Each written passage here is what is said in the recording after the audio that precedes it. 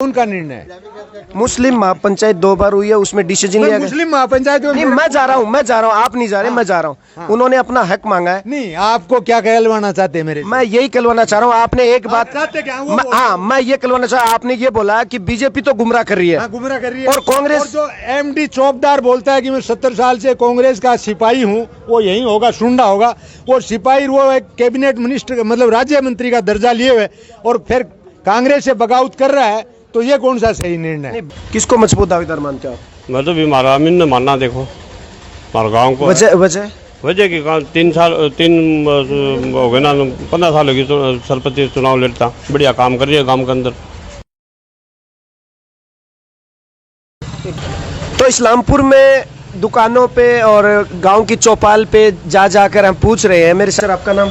मेरा नाम असलम है। कौन कौन कैंडिडेट है चुनाव में? चुनाव में अमित है कांग्रेस से, और एक आमिन भाई है बीजेपी से, भोमू है, और इन्हें गुड्डो है।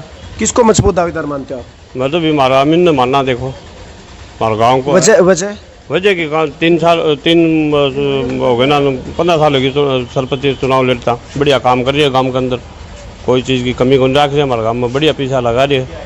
कोई आको नहीं भी आमिन साहब के कोई बेर को नहीं मारो, तो बढ़िया मार तो कोई भी काम हो तुम्हारे अगाऊ पाओ खड़े हुआ, कोई भी छोटा मोटा काम हो जाए पहले फ़ोन करते हैं, आजा आपकी गाड़ी ले गई। ये सरपंची वाला क्या है, मतलब 3 बार लगातार सरपंच, इसमें क्या? गाँव चाहता है इसको, गाँव चाहता है, बनाता है गाँव, ये बात है। गाँव बढ़िया था है ना, जो 3 बार लिया है बड़ा। आपके गांव में सबसे ज्यादा आपकी ग्राम पंचायत में किसके, मतलब आज को माहौल देख कर ना, आमीन का वोट बढ़िया बनाया, आज बहुत बढ़िया बनाया चुनाव। आज को माहौल देख के ना, बाता बोलना कई बार आइडा था नीम का थाना कार कोई घटेगा, जब बढ़िया भाषण दियो है, जब मुसलमाना का आई आँख खुली है भी, हाँ है अपने भी कैंडिडेट खड़े है, तो कांग्रेस न देता था रहे, यहाँ सदा देता रहे कांग्रेस ने, तो जब कांग्रेस ने देता रहे तो क्या गुलामीन ने भी 2 वोट, जब मैं तो ये था अपना आमिन भाई ने दो। आपका नाम? मोहम्मद आरिफ नाम था। झुंझुनू उपचुनाव में कौन कौन उम्मीदवार हैं? उम्मीदवार तो अपना अमित जी है, और एक अपना गुड्डा साहब है, दूसरा एक अपना भम्मू सी है, 3। आप किसको मजबूत दावेदार मानते हैं? मजबूत तो फिलहाल देखो अभी तो संघर्ष चल रहा है, फिर भी जैसे कि भाई इसका पलड़ा भारी है। पलड़ा तो लोग तो इनको कांग्रेस बीजेपी को बता रही है। दूसरे नंबर पे कांग्रेस, तीसरे पे बोल रहे हैं। अच्छा, अलग अलग है, हर आदमी का समझ है। वजह क्या है, आप किसको मानते हैं? हम तो कांग्रेस ही हैं, कांग्रेस को मानते हैं। अच्छा, ये बात है। और आपके इलाके की समस्याएं? समस्या तो चलती रहती है, ये नाली का रोड हो गई समस्या, और क्या समस्या?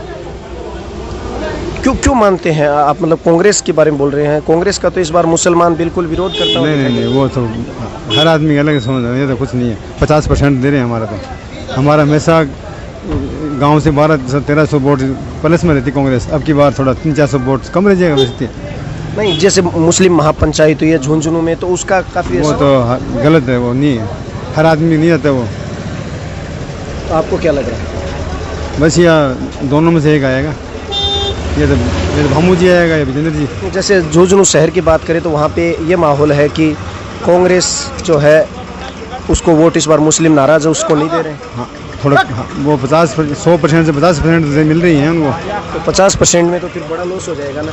लॉस तो नहीं होगा, वो हमेशा 18,000-20,000 जीतते हैं, वो थोड़ा कम से जीतेंगे जरूर विजेंद्र जी जीतेंगे, ये हमारी सोच है। जी, आपका नाम? मेरा नाम रोहिताज सिंह। जी, हाँ। क्या कहोगे उपचुनाव को लेकर? उपचुनाव में कांग्रेस विजय होगी जी। हाँ। और वजह क्या है विजय? विजय क्या है, मतलब जो है काम किया है इन्होंने, विजेंद्र जी ओला ने काम किया है, और पिछले पानी का, रोडों का हर काम किया है। अभी कोई ऐसे ना समझे में रूठ जाता है तो बात अलग है, अदरवाइज जीत इन्हीं की होगी। इस बार जैसे मुस्लिम वोट बैंक है वो नाराज है? मुस्लिम वोट बैंक कोई नाराज नहीं है, कुछ आदमी गुमराह कर रहे हैं, इसकी वजह से है। बाकी मुस्लिमों को जितना कांग्रेस ने देखा है ना, उतना किसी ने भी नहीं देखा है। नहीं, झुंझुनू के मुस्लिम ये कह रहे हैं कि झुंझुनू के मुस्लिम ठीक है, हक मेरा भी है, मैं भी चाहता हूँ कि मैं भी एमएलए बनूँ, एमपी बनूँ, हर आदमी की इच्छा होती है, लेकिन ऐसे बगावत करने से तो फिर बाद में जो वो पार्टी का डिसीजन है, हाईकमान ने टिकट दिया है, इसमें कोई अपनी मर्जी से चुनाव में आगे बोल दे कि मैं लड़ूंगा, जनता चाहेगी वो होगा, जनता का निर्णय मान्य होगा।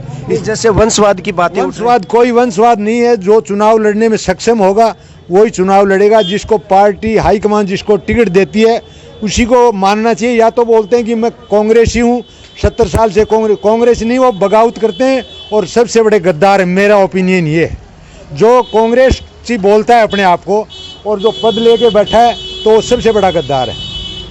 जैसे इस बार मुस्लिम लॉबी जो है झुंझुनू शहर की, मुस्लिम लॉबी, मैं बोल रहा हूँ टिकट उन्होंने मांगा, उनका अधिकार है जी। लेकिन पूरा मुस्लिम लॉबी मांगा, टिकट तो मांगा, मान लो हो सकता है, लेकिन इन्होंने अभी इंतजार तो करना चाहिए। मांगा है सब जगह, जयपुर में 2-2 MLA हैं कांग्रेस में, चूरू में एक सीट इनकी है, फतेहपुर में इनकी है, एक लोकसभा में एक सीट दी हुई है।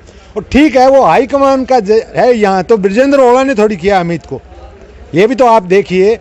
या भामू को पार्टी ने, बबलू का सर्वे में ऊपर चल रहा था, सर्वे में अमित ओला का ऊपर था ग्राफ, ये आपको भी मालूम है। लेकिन इसको आप लोग मीडिया वाले उछाल के उल्टा पुल्टा करके, अदरवाइज सर्वे देखिए आप इसका दैनिक भास्कर का, उसमें बीजेपी में अमित नहीं उसका था बबलू का, और इसमें अमित का ही ग्राफ ऊपर था। और ये अपना जो अभी क्या है MD चौबदार भी थे, दूसरा वो सुनील झाझड़िया भी है, वो हाईकमान का निर्णय इसमें। अगर ये कांग्रेस ही हैं सच्चे कांग्रेस, मैं आज तक मैंने कांग्रेस को छोड़ के, मेरा 73 एज चल रहा है, मैंने कांग्रेस को, मेरा ओपिनियन है कि कांग्रेस, बीजेपी कुछ भी नहीं है उसके सामने। बीजेपी देश को बिक्री कर रहा है। आप लोग मीडिया वाले इसको मोदी मीडिया है ना, गोदी मीडिया, मोदी मीडिया, ये उसको उछाले। बाकी कांग्रेस देश हित में कांग्रेस सबसे बेटर पार्टी है, मेरा ओपिनियन।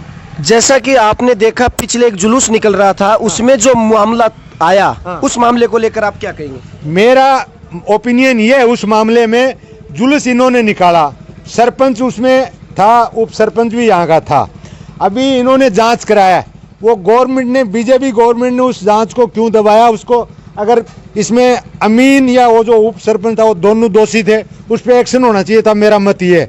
अगर ये नहीं थे तो अपोजिट पार्टी वाले, उन पे एक्शन होना चाहिए। बोला था क्या किसने उसमें? बोला, मुझे क्या मालूम। बोला मैंने, 2 चीज दुनिया में सच होती हैं, मैंने आंख से देख लिया ये आदमी मेरे सामने फला फला खड़ा है, या तो वो मैंने देख लिया, कोई बोलेगा वहाँ पे तो फला फला आदमी था।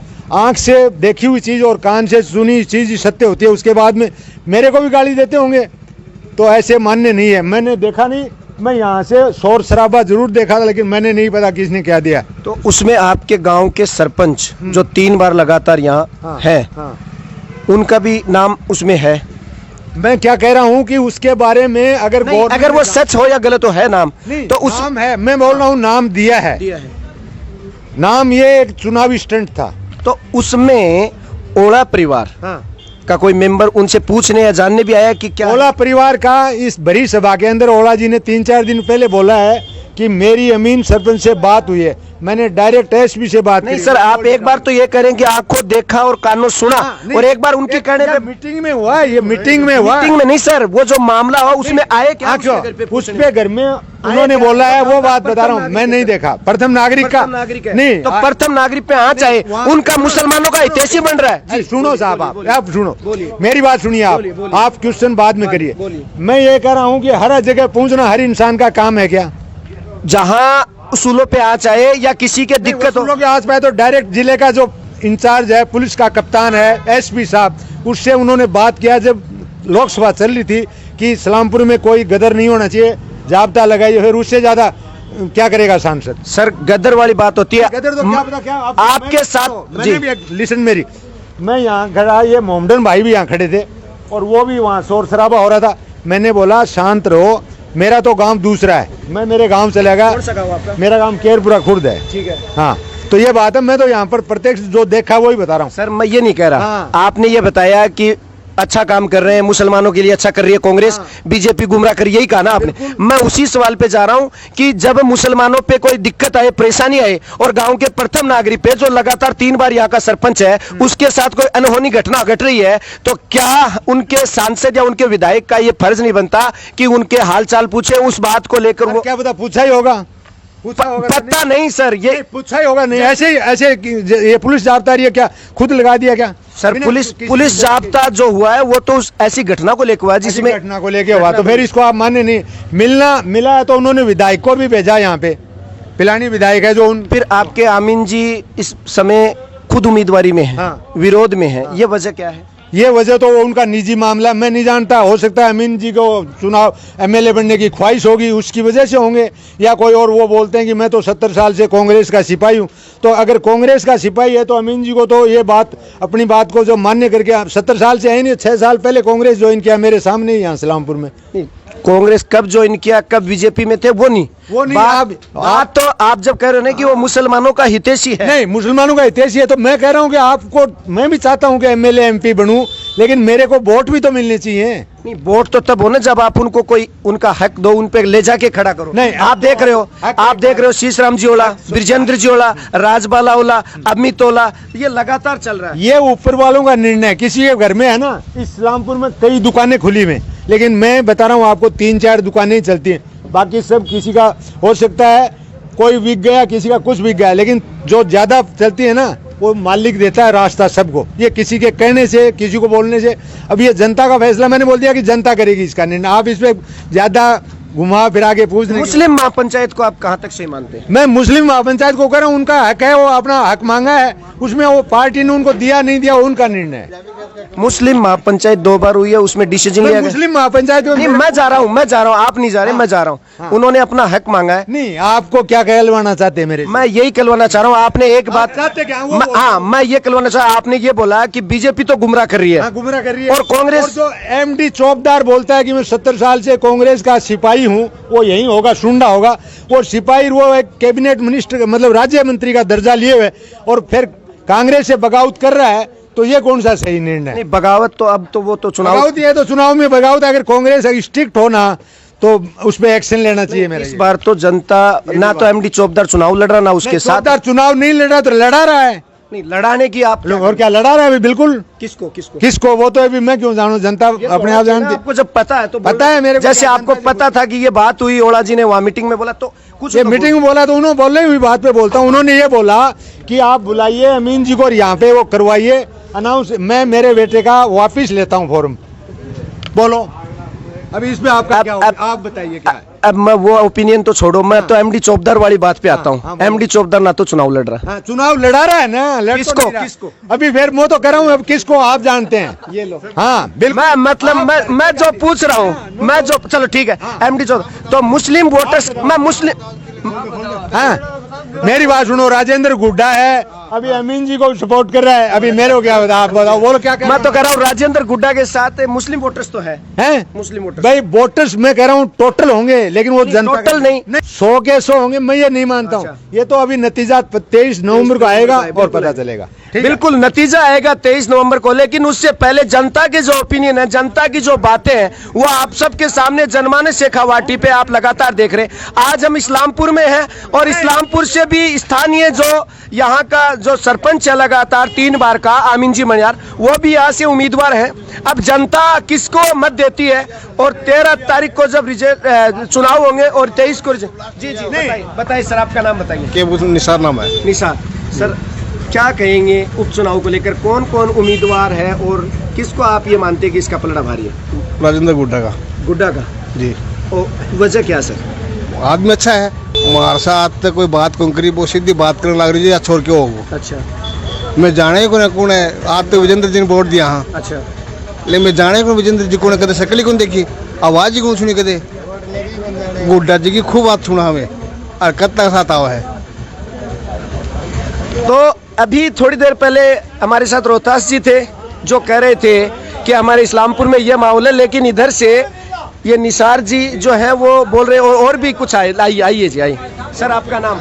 अमृतपाल मेला जी। मेला जी, हाँ, क्या कहोगे उपचुनाव को लेकर? उपचुनाव में भाजपा जीत रही है। भाजपा जीत रही है? हाँ। वजह क्या है भाजपा जीत? वजह एक तो नहर का पानी आ रहा है। अच्छा, इस वजह से मतलब आ रहा है। अच्छा, और कई मुद्दे हैं, 4 लाख नौकरियां मिलने वाली हैं। अच्छा, हाँ, वो तो सर घोषणाएं हैं। घोषणा नहीं, कैलेंडर बन के तैयार हो गया उसका। और क्या समस्या है आपके यहाँ इस्लामपुर में? यहाँ मैन तो यार रास्ते की आप देख ही रहे हो, सबसे ज्यादा समस्या तो ये है। अच्छा, हाँ रास्ता। हाँ रास्ता।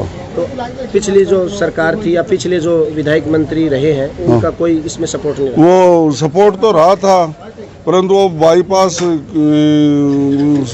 कई लोगों के हाथ चढ़ गई जो यहाँ निकलनी थी, तो यहाँ से और वो निकलवा दी लोगों को फायदा देने के लिए। आपका गांव यही है? हाँ यही है मेरा गाँव। आपके गांव से भी एक उम्मीदवार है? हाँ सरपंच साहब है ना। हाँ, सरपंच साहब के बारे में क्या कहोगे? सरपंच साहब बढ़िया आदमी है, वो अपनी पार्टी से चुनाव लड़